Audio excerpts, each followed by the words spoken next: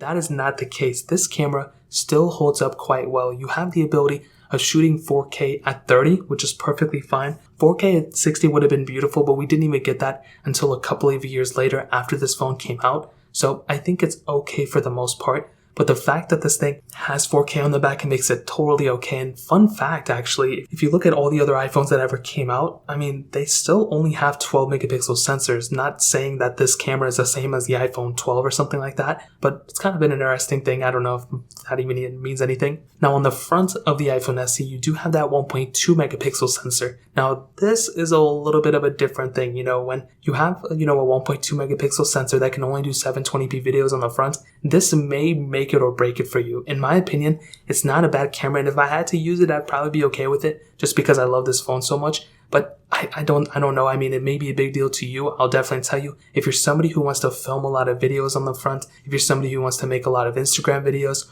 or TikTok videos, and you want to use this phone's front camera, it's gonna get the job done, but it's not going to be like an amazing thing. It's not gonna be, like a wow factor. You don't have 1080p on the front. You especially don't have 4K. And that's definitely something that's gonna make it or break it for a lot of people, I'm sure. But if you're somebody whose, daily use of a front camera is just FaceTime calls or sending some things on Snapchat or Instagram, whatever, you're gonna be perfectly fine with this type of phone. But if you're trying to get it, up a little bit, if you want the best quality front camera photos and stuff, you're definitely not gonna get it from the iPhone SE. Unless you know how to edit your photos and all that stuff. So in terms of that really pretty much covers it up for the most part. Now moving on to the software,